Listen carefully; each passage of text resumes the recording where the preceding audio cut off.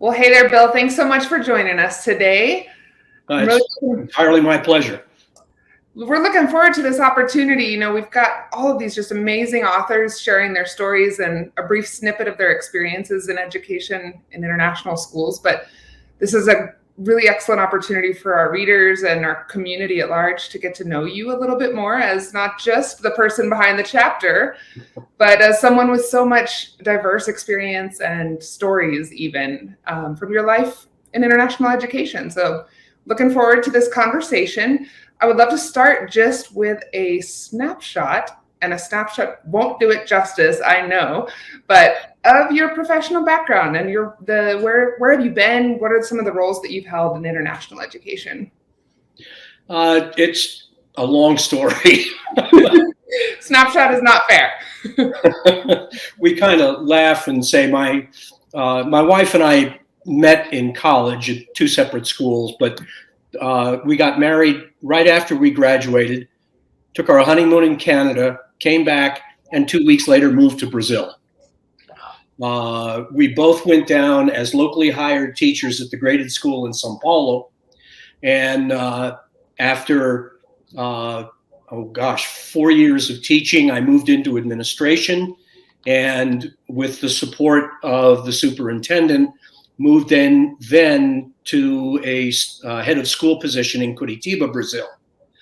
From Curitiba, after 5 years, we went to Montevideo, Uruguay. From there, the family wanted to come to the States to see what it was like living there after 17 years overseas. So we spent 13 years here in the U.S. And I started out as a middle school principal and moved to district office. After 4 years between those two, moved to an assistant superintendency position in Hampton, Virginia. From there to the chief academic officer here in Greenville County in South Carolina. Got fed up with public ed, moved back overseas. A year in Kuwait, 8 years in Ecuador, and then closing out 4 more years in Brazil. So then retired, and we moved back here to South Carolina. I love it. And when you speak in terms of those 13 years here, 8 years there, it sounds like a snapshot, but boy, I bet there's some rich experiences behind those stories. I wish we could hear more of them. And just even the mention of Curitiba just brings back memories of my own. I lived with several Brazilians in Argentina for a long time, and they were from Curitiba, but I've never had the chance to go. So someday. If you're lucky, it's a beautiful little city, or not so little anymore. It's over 3 million. I was going to say, it is large as I gather, so lots to explore. So now we're just so excited to share this chapter that you have given us for this book and talking about strategic planning and leadership and mission for schools. Again, a piece that is going to be a snapshot, if you will, of a very rich topic. But if you had to kind of capture a few key takeaways, knowing that our audience is going to vary from aspiring international education leaders, new international education leaders, likely also some pretty experienced ones, probably some of your friends. What would you say were some of those key takeaways that you were really trying to hit when you were developing this chapter? Well, I think the big one is in the title. Strategic planning is often thought of as the fun activities that you do to do these great big things like building new athletic facilities and that sort of stuff. But strategic planning really isn't about strategies. It's about focusing on what's best for young people, for the students in your care, and focusing on them as your accountability level. What changes are you making in the lives of students? And then strategies are things that adults do to facilitate that. Along those lines, it's also very heavily about accountability. And accountability isn't about accomplishing activities or strategies.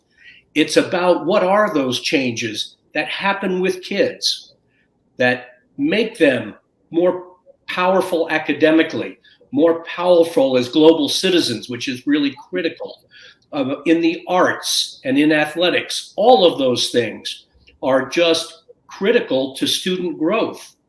All of this comes about through specific processes, around what these young people should know and be able to do.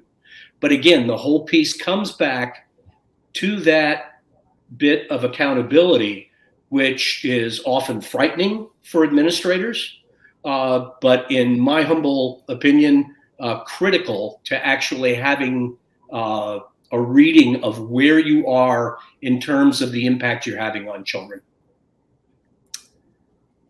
I think you did an excellent job of capturing it in a very short amount of time, because I'm myself, having had the good fortune of working under experienced leaders, not unlike yourself, and also learning a great deal about strategic planning. It's a vast process. It really, truly is. But I love the key points that you mentioned about that accountability to student learning, because it is something we need for ourselves to really make sure that we're aligning and going on the path towards that vision that we set.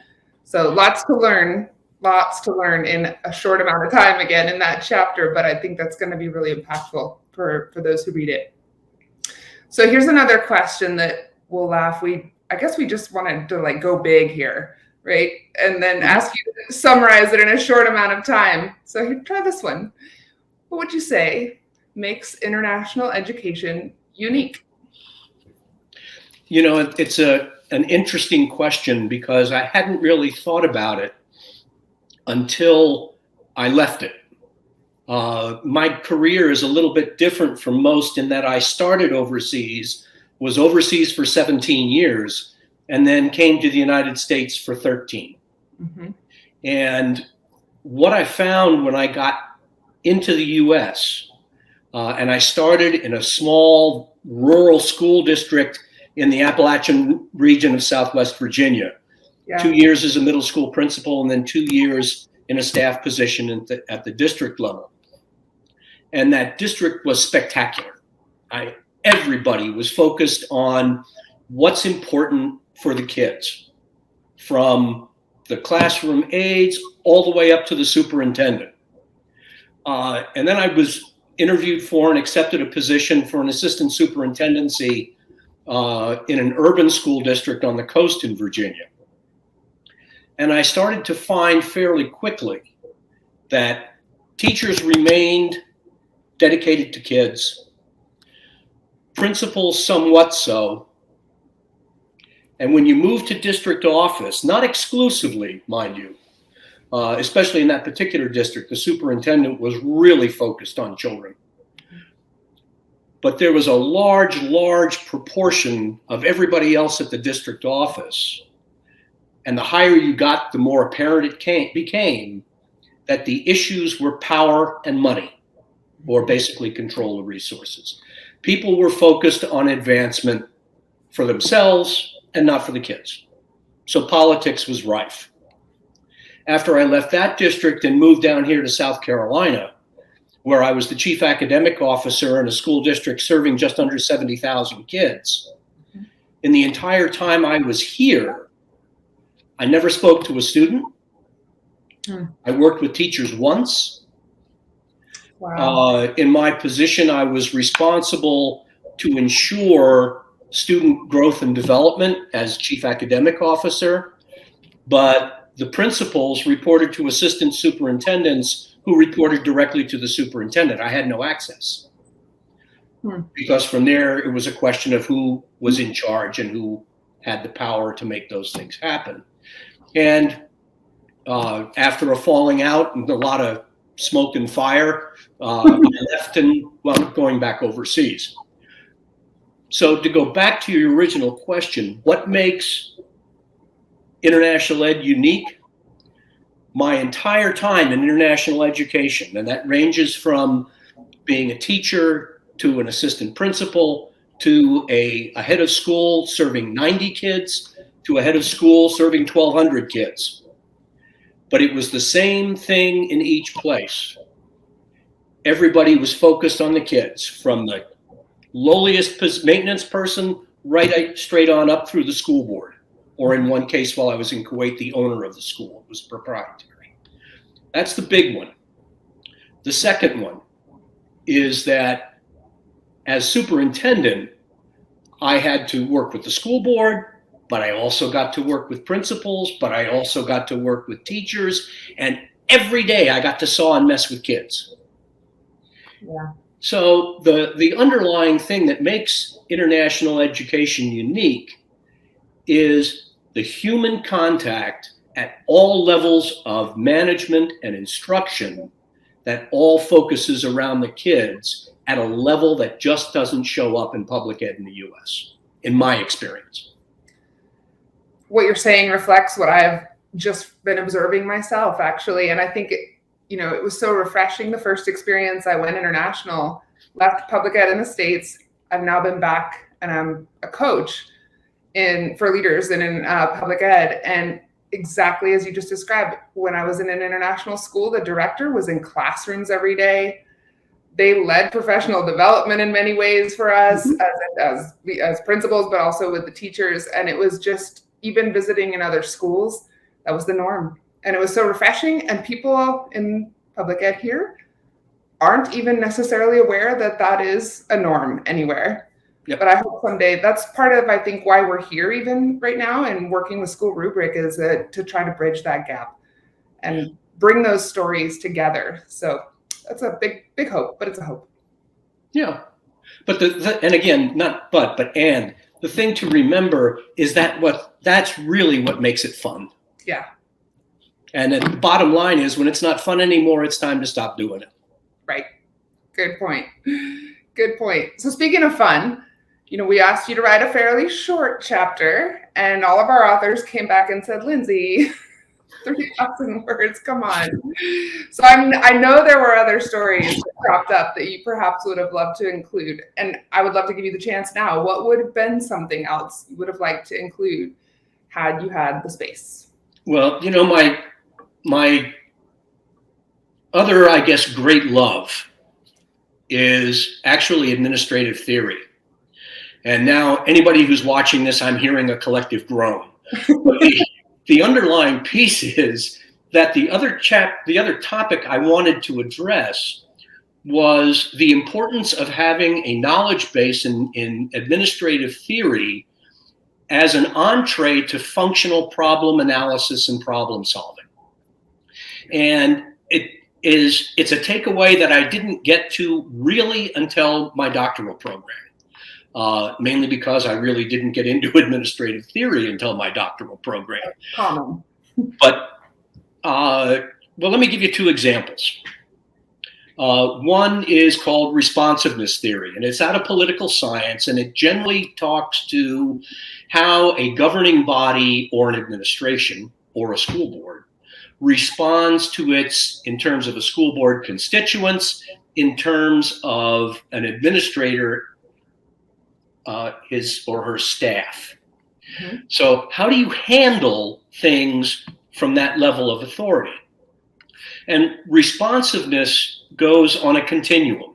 Mm-hmm. And at one end of the continuum, at one extreme, is a piece called representative responsiveness. And essentially the governing body tries to address every single thing that comes to it. And there are two very clear outcomes of that approach to administration and governance.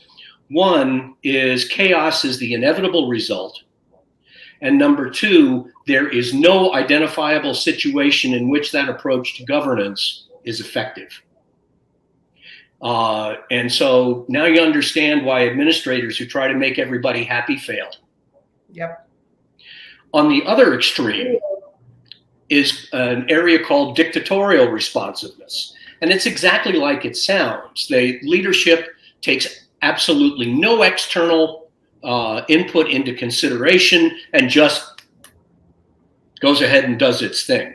Mm-hmm. Now, with this, though, dictatorial responsiveness is incredibly efficient in crisis situations, which makes sense. Mm-hmm. If all hell is breaking loose, yeah. You don't want to be out asking everybody what they think. You want to be moving in response to something that's moving very quickly. Mm-hmm.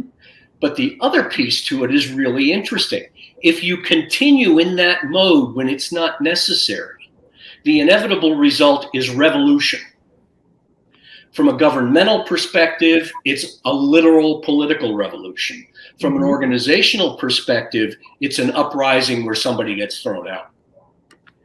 Now, somewhere in between those two is a mode called congruence responsiveness.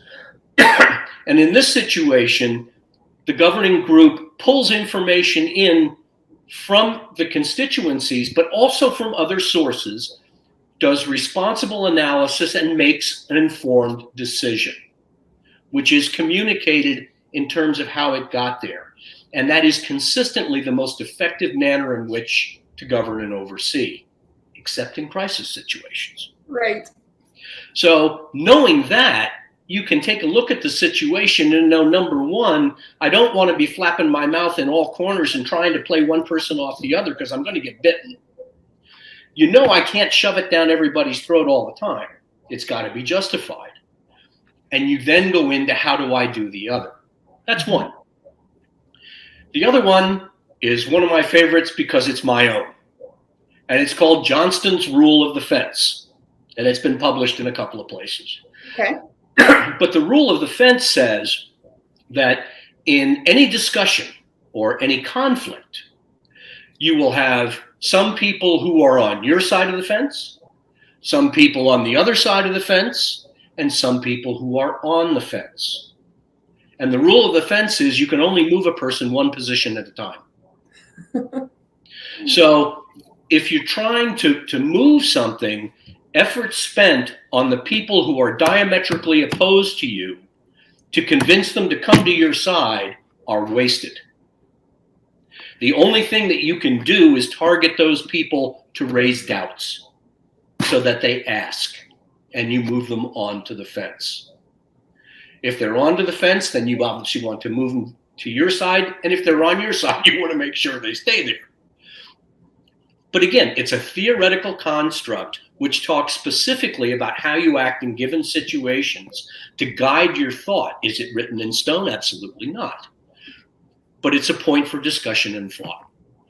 And there's just in decision-making theory, in communications theory, in management theory, over and over, there's just, and talk about strategic planning theory. Planning theory gets better. But it's really cool to be able to sit down and posit these situations within these structures and watch people, guide people who don't have the knowledge through them to help them understand and do the problem solving with you. Yep. And again, it's what makes it fun. I was just going to say, now, maybe there's people out there who did groan, but I'm sitting here thinking of all of the situations that I could apply that type of information. And in truth, you know, it is sad in a sense that so few master's programs do put folks through theory courses. Some do, but you often do need to get into that doctoral level to do it because it is so rich and so impactful for your work if you do study in those areas. So I think about all of the opportunities leaders have to, for instance, change people's beliefs, change their opinions. So as a leader, understanding that as you approach a problem or approach a group of stakeholders, if you will, it's incredibly impactful. So lots to think about. So maybe there'll be future chapters. Maybe. And also that you've written in this area, obviously, before. So there's ways for people to find what you've written elsewhere. Okay, we're going to shift to something a little more, well, some might say lighthearted, but in that sense that having lived all over the world, having worked all over the world, no doubt you have some funny stories, sad stories, embarrassing stories, you know, hair-raising stories, if you will. You encounter someone who isn't familiar with international education. What's one or two of those stories that just really always comes to the surface? Well, I'll start with the hair-raising first, and then, and then I'll go to the funny.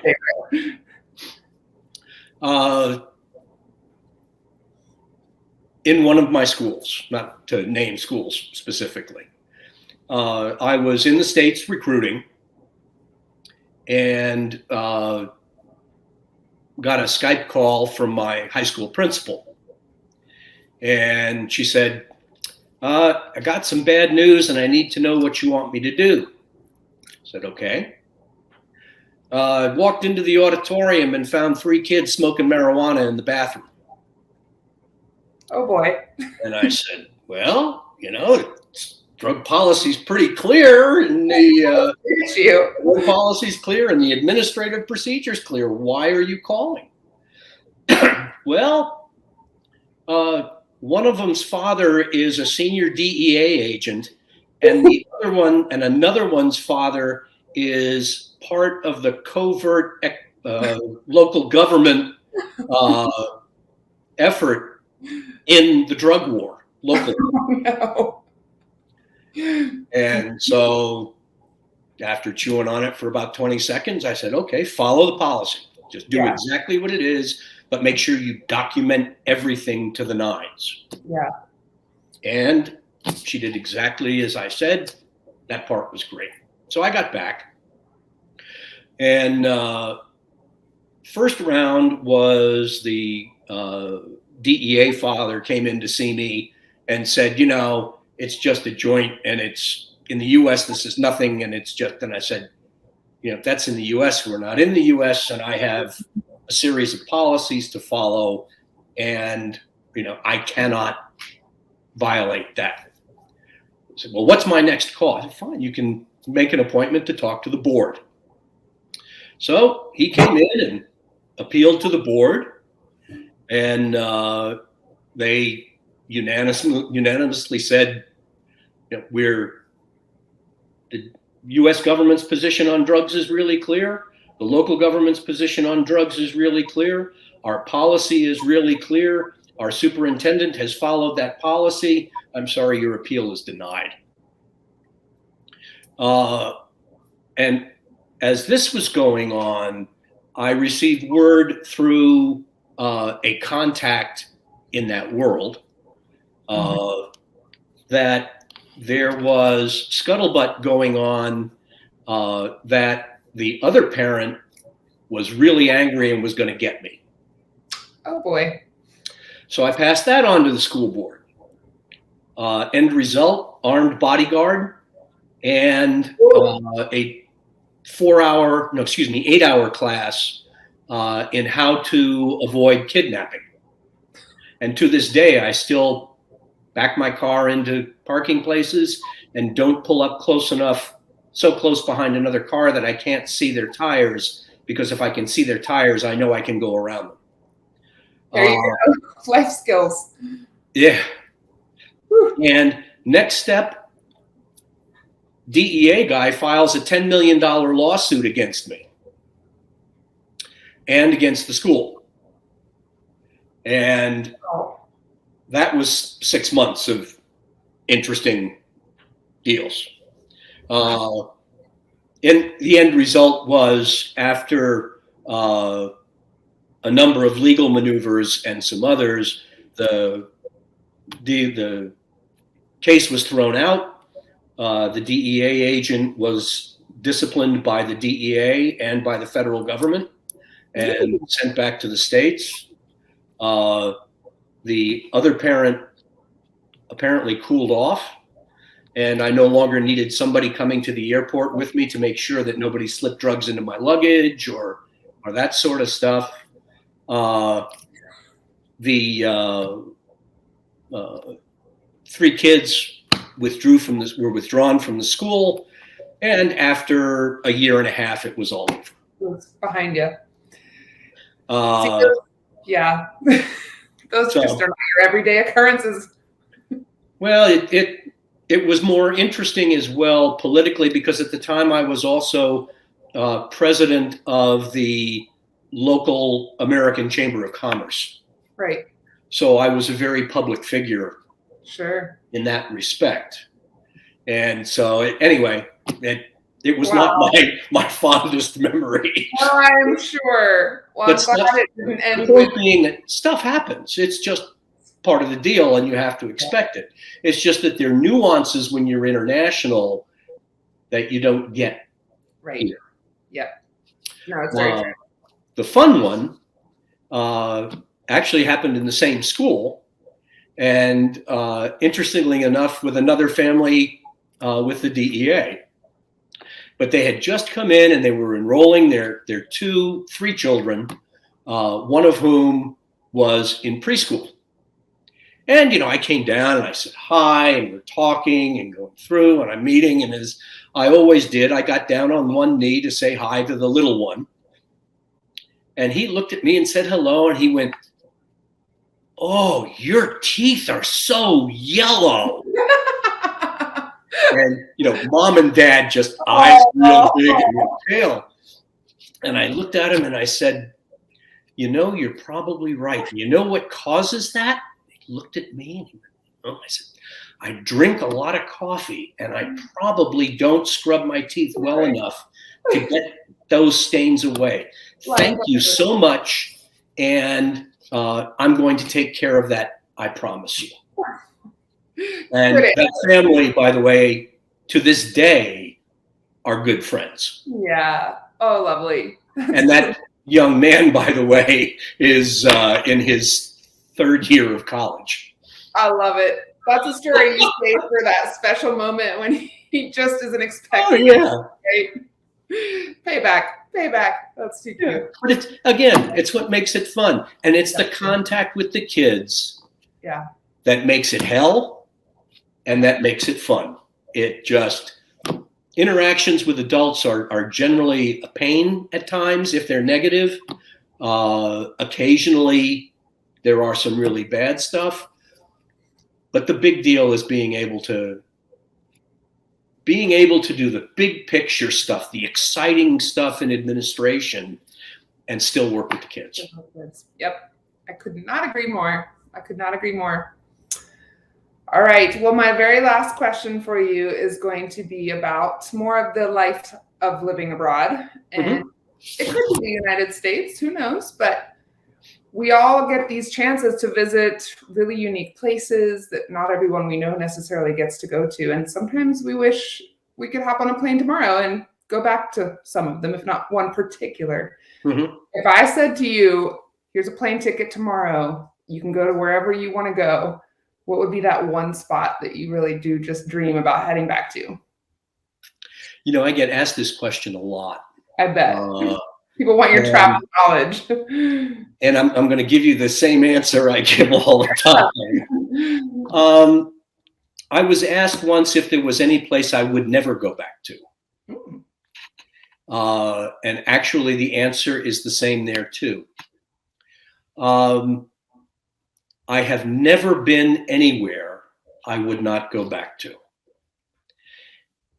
But there's really no place that I'm dying to go back to because there's so many other places to go in this spectacular world of ours. But the underlying point, the big point is it's not about the place. Right. It's not the place that's magic. It's the people there. And I've been retired for 5 years. I don't miss the work at all. Yeah. I don't miss the recruiting. I don't miss the travel. I miss the people. I miss the interactions with the kids. I miss the back and forth with the staff, not professionally necessarily, and friends who have nothing to do with the school who are all over the world. Yeah. So to answer your question, no place. There you go. Or someplace I haven't been. But probably lots of people. And interestingly, too, I think you'll find it.